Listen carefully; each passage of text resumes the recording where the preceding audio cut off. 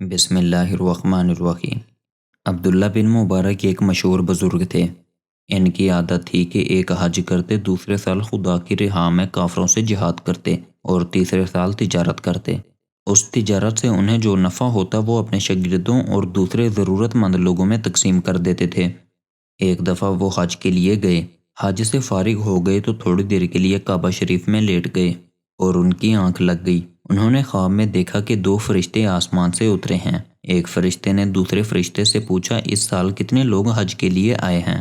دوسرے فرشتے نے جواب دیا، 6 لاکھ۔ پہلے فرشتے نے پوچھا، ان میں سے کتنے لوگوں کا حج قبول ہوا؟ دوسرے فرشتوں نے جواب دیا، کسی کا بھی قبول نہیں ہوا۔ فرشتے کی یہ بات سن کر عبداللہ بن مبارک کو بہت رنج ہوا۔ انہوں نے سوچا کہ لوگ جو اتنی دور دور سے آئے ہیں اور سفر کی ہزاروں تکلیفیں اٹھا کر یہاں پہنچے ہیں، ان سب کی تکلیف اور محنت بیکار گئی۔ اتنے میں اس فرشتے نے پھر کہا، دمشق کے شہر میں ایک موچی رہتا ہے، اس کا نام علی ہے اور وہ موفق کا بیٹا ہے۔ وہ حج کرنے نہیں آیا ہے لیکن اس کا حج قبول ہوا ہے اور اللہ تعالیٰ نے اس کی وجہ سے ان سب لوگوں کو بھی بخش دیا ہے جو یہاں حج کرنے آئے تھے۔ اس کے بعد عبداللہ بن مبارک کی آنکھ کھل گئی۔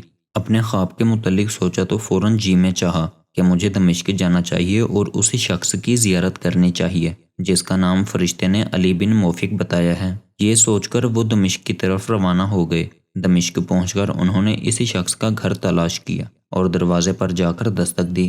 اندر سے ایک شخص نکلا۔ انہوں نے اس سے پوچھا، بھائی آپ کا نام کیا ہے؟ اس شخص نے جواب دیا، علی بن موفق۔ عبداللہ بن مبارک نے کہا، مجھے آپ سے کچھ باتیں کرنی ہیں۔ اس نے کہا، فرمائیے۔ عبداللہ بن مبارک بولے، آپ کیا کام کرتے ہیں؟ وہ شخص کہنے لگا، میں جوتیاں گانٹھتا ہوں۔ اس پر عبداللہ بن مبارک نے اپنا خواب بیان کیا۔ اسی شخص نے کہا، آپ کون ہیں؟ عبداللہ بن مبارک نے اپنا نام بتایا تو اسی شخص نے ایک آہ کھینچی۔ عبداللہ بن مبارک نے کہا، کیا آپ مجھے اپنے حالات بتائیں گے؟ اسی شخص نے کہا، اے عبداللہ، مجھے 30 سال سے حج کی خواہش تھی۔